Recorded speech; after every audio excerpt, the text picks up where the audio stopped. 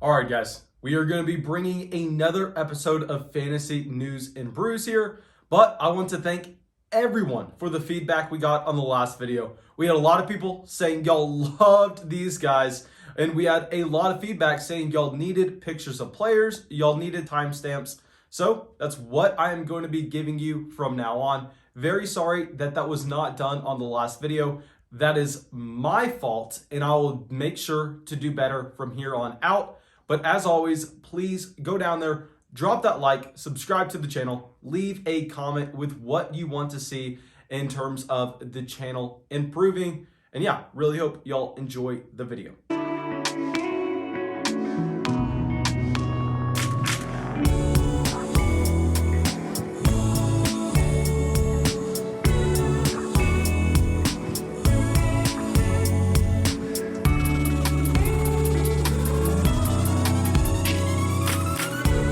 What's up, guys? This is Fantasy News and Brews. My name is Garrett Thompson, and I'm here with Johnny Thayer. How's it going, guys? Hey. So yeah, this is our second episode that will be uploaded to the Fantasy Flock Network, and I want to give a big shout out to Mason. Great guy, super insightful. Definitely helped me with my fantasy football year, and honestly, it's so great to be working with him. He's helped us a lot, and yeah, it's just so great to be here and to kind of share with you guys some of our fantasy football knowledge, especially some of our DFS, and going forward, yeah, we just want to help you guys. So yeah, we're excited to be here. Looking forward to this collaboration, and I think it'll benefit everyone here. So let's get right down to it. Let's get right down to it. Let's talk about some fantasy news. All right. There's been a lot going on, especially today. It's been a little bit crazy at the White House with Capitol Hill with these riots and just all this political stuff going on. It's tough and it's not fair. And I think the first piece of news is just the Celtics and the Miami Heat. Yeah, it sounds like they all linked arms, went back into the locker room together, and just for a moment of silence as a protest as a team. Yeah. Yeah. What do you know about that? Well, the Celtics players, they walked off the floor and they came back on to start the game, and it was just kind of symbolism, for what's going on and stuff. And as teams, they kind of released a joint statement, and the statement was basically saying that 2021 is a new year, but there's still a lot going on and a lot that needs to be fixed in our society, and the game needs to continue for entertainment, just to kind of get away from the news and get away from everything, but to not forget about it. Mm-hmm. So I think we're kind of doing the same here today.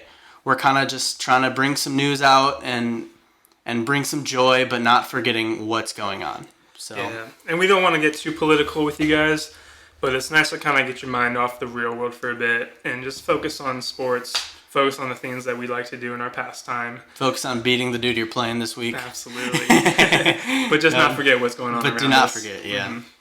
All right, so I think that's kind of a good place to start if you want to talk about the Knicks. Oh, baby. Oh, baby. What about these Knicks, huh? Are they a playoff team? Everyone wants to know. What do you think, Garrett?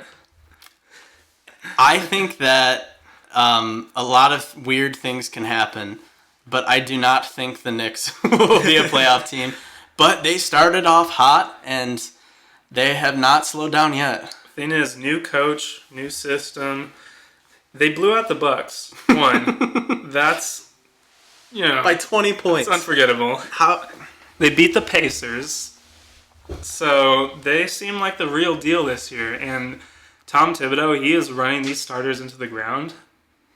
Most of their starters, I'm going to just point out to Julius Randle, RJ Barrett, both playing 35, 40-plus minutes a game.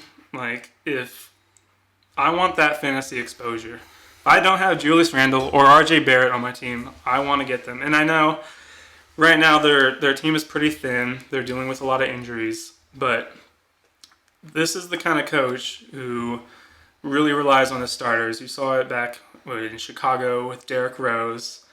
Obviously, there's some injury concern there with them, as we saw in the past. But if he's going to continue running these guys 35, 40 minutes a game, that's where I want to be. And I think the Knicks, you can't look past them blowing out the Bucks. Some may say it's a fluke, but the 8th seed is looking pretty nice for him.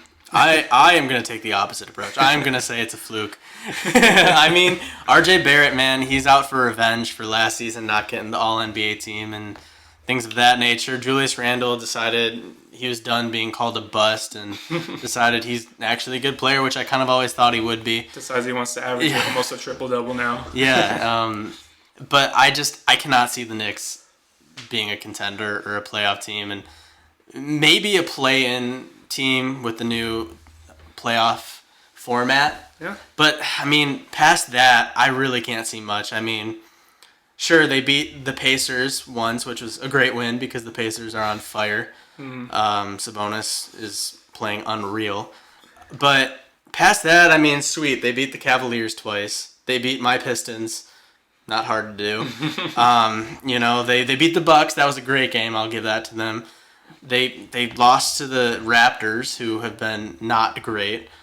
And then past that, they beat the Hawks by what, like 5 points? Actually, they beat them by a little bit more than that. I just can't see it. But we'll see. Yeah, well, currently they are keeping up with the Jazz. They're only down by 5. It's in the third quarter, so they got a tough schedule ahead of them with the Nuggets, the Knicks, the Nuggets, the Nets. I do think it's real quick important to mention that we are recording this while some NBA games are going on. So there's a lot of current news going on right now, and this being one of them is they are keeping up with the Jazz. Mm-hmm. We'll try to keep it, tweet about it, keep you guys posted and updated as much as possible on our Twitter. So look for the link of that in our bio. Mm-hmm. All right, next up, let's talk about Markelle Fultz and what's going on there. I mean, this literally just happened. As we were about to click the record button, we were watching the game on the side, and we saw it happen, and not good. Nasty. But, you know, all injuries aside, we can look past and say, see who this benefits. You know, prayers for Markelle Fultz. Hopefully it's nothing serious, and if it is, hopefully he can get through a speedy recovery. But who does this help? Who does this hurt? I mean, I directly think this helps Cole Anthony. He started for him in the second half. Coming in, Cole Anthony's been one of the rookies that has been kind of taken off right from the beginning. I mean, he's been getting the minutes. His first game, he almost had 20 minutes. Hasn't really slowed down, you know, and I think this is just going to keep building on it. Markelle Fultz was looking good this year, and finally was kind of proven he wasn't a bust. And I think Cole Anthony's the direct beneficiary to the sad injury. Definitely would have been my comeback player of the year if you guys follow my my draft guide or our draft guide.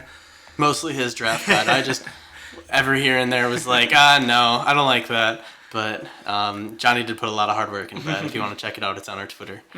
But yeah, no, he was having a great season so far. But Cole Anthony coming off the bench, averaging about 9 points, 5 rebounds, 3 assists. I mean, we'll definitely see an uptick in production there. And if he's on your waiver, you know, give him a shot. I think it'll be worth it for sure. If he's on your waiver, you're playing with some not so up to date players because he's been looking good. I mean, what kind of guard is like great at rebounding? Like he's really killing it with the rebounds, especially as a rookie guard. It's kind of weird. The only flaw with him right now is his shooting percentages. I mean, the past 4 games, this game right now, currently, he's averaging 20% on the Wednesday game right now against Cleveland.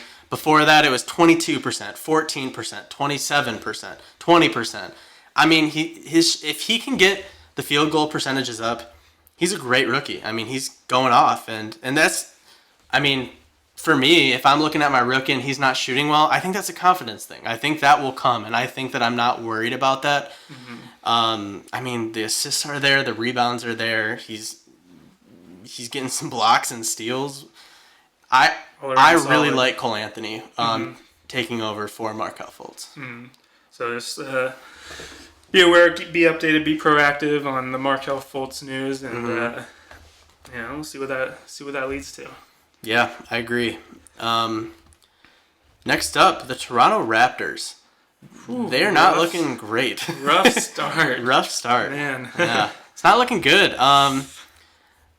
here's one thing that I will say, and this has been some rumors. You know, if you're active on Twitter, you're active on some NBA websites.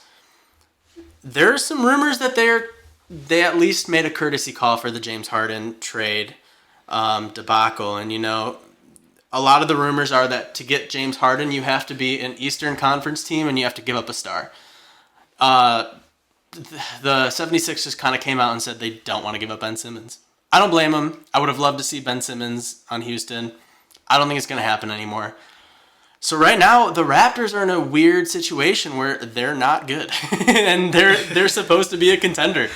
They're not good. They're 1-5. Pascal Siakam. We got a question earlier today about dropping Siakam. Let me just say don't. Don't do that. And, I mean, he's struggling a lot, but don't He's drop still him. good, and I think that he would benefit for going to Houston. I mean, I know it's kind of weird with Christian Wood there and DeMarcus Cousins already, but he's proven that he is a young star. And honestly, the Toronto Raptors kind of need...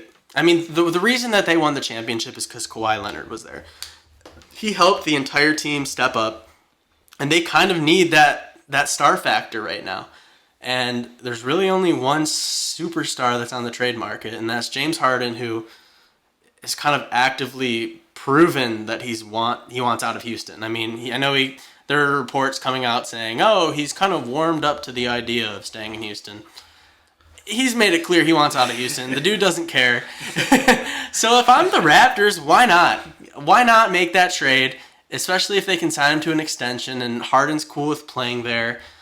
I would give up, 3 first-round picks and Siakam and maybe like a Norman Powell. I mean, that's one hypothetical trade package that I've seen going on online. Let's be honest. They're not doing great. They need the help. They have 2 stud guards, and they're not going to be around forever. So I think if they're going to make a move, they better make it soon. Yeah, this is their window, definitely. I mean, they are in their window, and James Harden can kind of help them get past that hump. But I mean, if they have James Harden, they're not starting the season 1-5. Granted, they've had a slightly tougher schedule than most teams. It doesn't matter. They're not going 1-5. They're a if they have James championship Harden. team. Come on. They're gonna. I mean, this is the Eastern Conference. It's a little tougher this year. They're not going to be losing that many games with James Harden, Kyle Lowry. It's not happening. They have the talent. It's just not producing right now. So I don't know. We'll see how that goes. So next up on the news, Killian Hayes. Killian Hayes. This one hurts me personally. Yeah. I was excited. He was my dark horse rookie of the year. And I will be the first to admit right here now, I was wrong. I was very wrong. I was wrong before this injury. He's not been playing how he should be playing, but this definitely doesn't help. But hey, if you're a starting rookie at point guard, it's not a bad take. I would have given you props for that. But, Killian Hayes coming down with a torn labrum, I think it was. Yeah, like a hip labrum or something. He could be out for a while. I've heard things that say if he gets a surgery to get it repaired now, it could end the season. If he doesn't, he'll be playing probably in a limited fashion. 4 to 6 weeks still, too. Yeah. What do you think? Do you think he should get the surgery? Do you think he should kind of come back as soon as possible? I mean, obviously, we're not doctors, so I just want to make that very clear. Coming from, I guess, a player's standpoint, I think Killian Hayes, he's a rookie, he's young, he has his whole career ahead of him. I think he should get the surgery, sit the year out, recover, and kind of work towards the next year. Because the Pistons, they're probably not going to make the playoffs. It's a rebuild year. Tank for Cade. Tank. So, but let's talk about who this helps. He wasn't a high usage player, but I think maybe a guy like DeLon Wright, he gets inserted into the starting role. Maybe Derrick Rose gets bumped up in usage. I mean, tonight D Rose did not start. I kind of was under the impression, they have Frank Jackson, they have Dylan Wright, D Rose. I was kind of under the impression, okay, we have to play D Rose more minutes now. Dwayne Casey did not take that approach tonight as far as minutes go. I mean, the game still relatively just started. D Rose only has 8 minutes. Dylan Wright started as the point guard. I don't know. I mean, my impression is, last game D Rose had 24 points in 24 minutes, balled out. Mm-hmm. The starting point guard goes down. You'd think that D Rose would kind of get a bump in minutes and usage.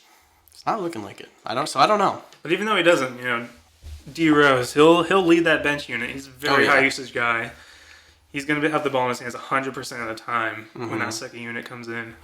So you could look to him, but I think the biggest usage, yeah, for sure. The biggest usage would probably be DeLon Wright or Frank Jackson. We'll see. He's still on a 2-way contract, but maybe this will help him earn that contract, And if he does and he plays well, I mean, he played pretty well last year. I was kind of shocked he didn't get a contract. Mm-hmm. Maybe he's worth a stash in deeper leagues. If you're in like a 14-man league with a deep bench space, maybe Frank Jackson is not a bad pickup right now in case they kind of move to him. I like it. We'll see, though. All right. Well, I think that's good for the news. I mean, just some crazy things happening, and we just kind of wanted to touch on some of that. Our next segment that we want to move to is who's been balling out. And for these guys that have been balling out, are they going to keep balling out?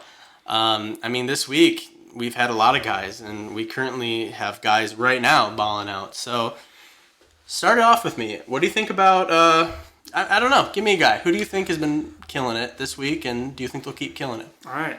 D'Angelo Russell, D-Lo. D-Lo. He had an amazing game last night. 33 points, 11 assists, 3 boards. Now, mind you, Carl Anthony Towns, he's been out for a while, and he may be out maybe another week or so. It's kind of foggy, but dude's been shooting great from beyond the arc. His free throw percentage is good. He stuffs the stat sheet. At times, he can be a little scoring dependent, and every game with this Minnesota team, you got to be aware of the blowout. If the game blows out, your starters like D'Lo, Cat when he's healthy, Anthony Edwards, they're not going to get that fourth quarter run, and that just hurts you. Minutes. I mean, that's just a lot. Who else starts for that team? I mean, they're Malik Beasley. Yeah, they're not. I don't know. I in this coming year, I think we kind of both agreed avoid them as kind of much as you can. A lot of people were really high on Cat. I think he was great coming in. In our first episode of our podcast, I actually mentioned him as a player to avoid in the top 8 picks.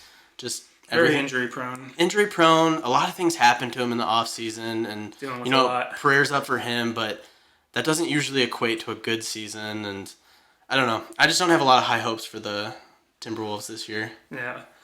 But the games that Minnesota can keep it close, like we saw last night against Denver, and with Cat being out, the offense is going to revolve around D'Lo. Mm-hmm. I think if you think that teams can keep it close, that Minnesota can keep it close with all these other teams, I think D'Lo can sustain this production. Yeah. So that's a big if. I mean, there's no reason. He's a good player. You can't deny it. Mm-hmm. But it's something you have to kind of pick your games. He's a star. There's no denying that. Borderline all-star, if not an all-star. But yeah, he balled out of his mind yesterday. Mm-hmm. He was really good. So we'll see if he can keep that up. But all right, next player. Yeah, I'm fortunate enough to get Steph Curry. I think he had an all right game. He only had 62 points. That's okay. It's a floor game. Yeah, not bad. I mean, when your next best player is Draymond Green and then James Wiseman, I can see how Steph finally got his 60-point game. So the crazy thing about this is the Warriors, Steph was out last season, right? And the season before that, they were winning every game they played to the point where Steph didn't even have to play fourth quarters. The dude's a monster, so he never really had to get a 60-point game. Yeah. He was usually out by the fourth quarter because they were blowing him out so bad, and he finally, he has to carry the team on his back, and a lot of people were wondering if he could do that, and he is proving that he can. Okay, so let's talk about this. Yeah, let's talk about this. 2 days ago, 30 points. Game before that, 62 points. 26 points, 31 points, 36 points. Like, it just goes on and on. This guy's a beast. He can carry the load. His field goal percentage is phenomenal. 50%, 58%, 45%, 52%. 3-point percentage, 41%, 50%, 33%, 55%. This guy is a beast. If you have Steph Curry, you are doing great in fantasy basketball. I, unfortunately, was scared to draft him because I didn't know what the future held for the Warriors. And in fantasy, you kind of want to minimize risk as much as you can. He was a risk. Mm-hmm. I was wrong. He's great. He is going to keep up this performance. He's killing it. 32 points a game, 5 boards, 6 assists. He stuffs the stat sheet. And last game against the Kings, they blew out the Kings. I don't think he played in the fourth, and still almost got a triple-double. 30 points, 8 assists, 9 boards. It's crazy. He's gonna be fun to watch this year. He is a player to keep an eye on if you can get him, which I'm sure you can't because that book closed. Maybe you were able to get him after the first couple weeks when he didn't ball out as much as we were hoping, but now I don't think you can get Steph Curry. Mm-hmm. You would have to give up too much. Yeah. Owners are probably pretty attached right now. Yeah, I would be if I had him, but unfortunately I avoided him, so what are you going to do? All right, give me a guy. Give me another one. All right. I think we all know this guy. Nikola Jokic. Never heard of him. Yeah. Well, if you haven't heard of him. Tell me about him. Yeah.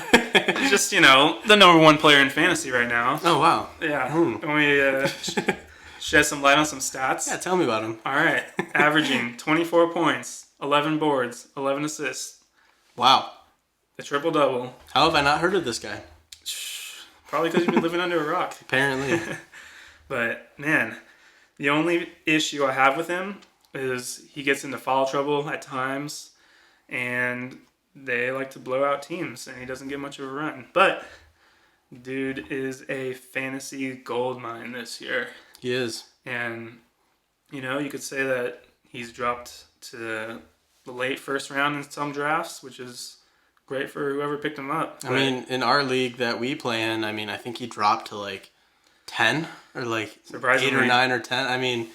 Yeah. I was shocked that he was still there. But there are a lot of question marks. Coming with Denver, they had a phenomenal bubble performance. Mm-hmm. A lot of people thought that they shouldn't have had as good of a bubble performance, and they would decrease in value. Mainly due to Jamal Murray. And yeah. I just felt like a lot of people reached for him this year just due to his bubble performance. Yeah. And he has started the year off pretty cold. And Jokic just kind of filled those shoes and put the team on his back this year. It's weird because a bunch of, the Nuggets players, they either kind of exceeded their value or they're way below. Look at a guy like Gary Harris, mm-hmm. One of my favorite players, Michigan State. That's why I'm biased. He's been pretty cold. Where's the Gary Harris from 2 years ago that was on his way to being a borderline all-star, and now he's like... Seems like he's just out there for his defense now. Yeah, it's crazy. And you know who's filling in for that? What's that guy's name again? Jokic. He is filling in for everyone because he is carrying this Nuggets team. He is. Absolute beast this year. And if you got him, kudos to you. Hold on to him. Don't let him go. Don't let him go. Okay, so next up, I'm going to talk a little bit about Luka. There is not much you need to say. He had a great game. He played 37 minutes, 33 points, 16 rebounds, 11 assists. The dude is all over the place. Great player. You knew that because he should have been a top 3, top 4 draft pick. If not, the number 1 pick. He is that good. We knew that. Started off a little bit cold. And not even really that cold, but cold for what you wanted out of a first-round pick.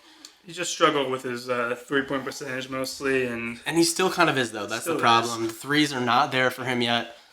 I don't even care. That would not be a huge concern for me because, 37 points his last game, 27 points the game before with 15 rebounds again, 7 assists. The dude just stuffs the stat sheet. When you're the number 1 option on a team, you're going to have the ball in your hands 100% of the time, then that only bodes well. Yeah, can't complain. Yeah. So there's really not much to say. He had a great game. I think that he's going to get better. I think that's kind of the main point of this is his 3-point shooting percentage sucks right now. I mean, the past couple games it's been 30%, 30%, 0, 0, 40, 0. That's his whole season. That sucks. Luka's going to get better. I mean, he takes a lot of step backs. He takes a lot of tough threes. He'll be fine. Yeah. His 3-point percentage will go right back up to where it should be.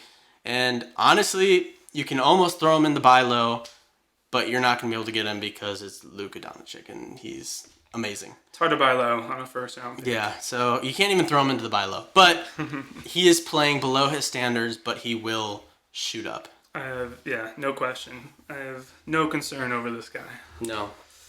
Tell me about Kobe White. So let me just start this off by saying you were very high on him. And I was like, you're an idiot. I called him an idiot. I was like, why are you so high on Kobe White? They have Zach LaVine. It's the Bulls.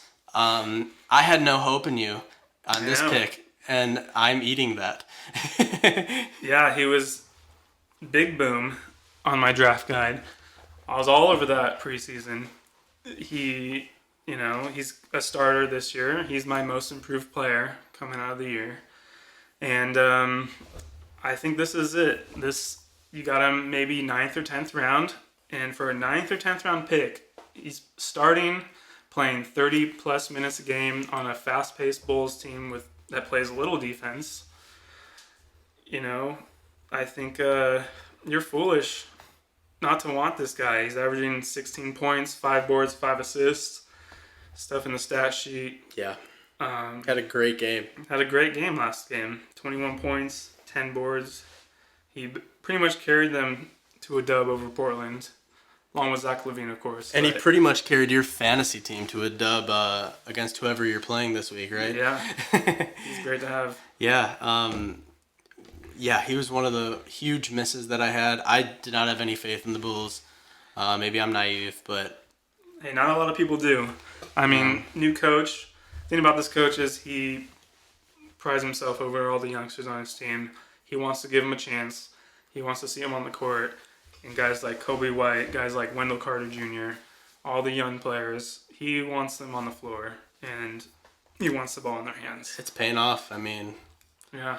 I don't know what happened to marketing this year, but Zach LaVine and Kobe White, they are going off. And wow, if you got Kobe White, you were lucky. I know you reached for him in our league a little bit, and round 8. I questioned him a little bit. I was like, why do you like this guy so much? And I see now why. So that was a good call.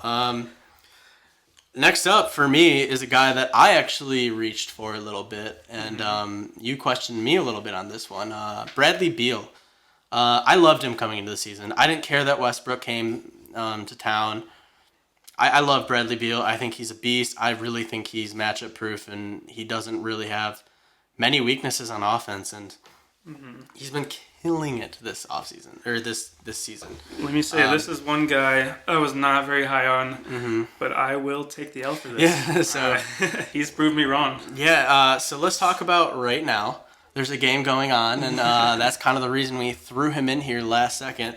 Oh, he only has 59 points, 7 rebounds, 6 assists, shooting 60%, and he's shooting 78% from the 3 right now.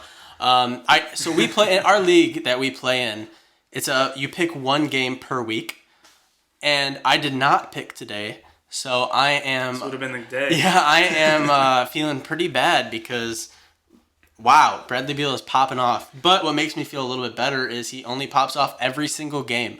So I'm sure that I will be fine. Just lock him in next game. Just lock him in any game that he plays. Bradley Beal is such a beast. I got him in the 3rd round. I actually really wanted Sabonis. I was ready to take Sabonis, but I had to pick Bradley Beal because he was still there, and I was blown away. I think a lot of people avoided him because Westbrook came to town. Everyone thought Westbrook's a ball hog. Yeah. He's going to take most of the usage and the field goal percentage. I still love Bradley Beal. He's one of my favorite players. Back in the day with my Pistons, there was rumors about a Blake Griffin for Bradley Beal trade back when that was a thing. Would have been amazing. Was really hoping that went through. Did not go through. Here I am, just a big fan of Bradley Beal. And he's cooled off a bit. I mean, he had 55 in the 3rd quarter, There's about 2 minutes left in the fourth. He's only at 59. So Yeah, so he slowed down. He's definitely slowed down. He's not that good. He's on pace for 70, but No, he's a beast. We'll take 59. You're lucky if you have him. He's one of the better fantasy players this year. I mean, where you got him, you could get this guy in the third round, and he's playing better than most of the first round players. Better than Booker, better than Embiid a little bit, better than Ben Simmons, Donovan Mitchell. So I mean, a lot of players are a little bit better than Donovan Mitchell right now, so that's not really hard to do. We had a question today: Donovan Mitchell or Booker. I wanted to see your take on that. I replied and I said I would rather have Booker. I agree with that. I think Booker's upside is better. Donovan Mitchell takes a lot of shots. His field goal percentage isn't great. Mm-hmm. So yeah, I just want to give a big shout out to all you guys for asking us questions. We got a ton of questions on our Twitter this week. Big shout out to Mason and the Fantasy Flock for collaborating with us. It's been awesome. We've gotten a lot of feedback. We've gotten a lot of criticism, positive and negative, but some stuff we really got to work on, and we're really excited to keep doing this. And so yeah, please keep reaching out to us on Twitter. It's at FanNewsBrews. Link will be somewhere on the screen, and yeah, we're super excited to work with the Fantasy Flock and continue to give us positive criticism. We only want to get better so that we can provide you with the best information possible in the best way. And if you're into DFS, DraftKings, fantasy sports, things like that, be sure to follow us on Twitter. We'll be posting every day, 30 minutes prior to lock. His lineup is cashed the past 4 days or something. Core's been money. We're on a streak, so so be sure to check us out on that. We'll also post injury updates, news. You name it, yeah. You name it, man. Well, we're on there, and DM us, tweet at us, reply to our stuff. Let us know what you think. Thank you, guys.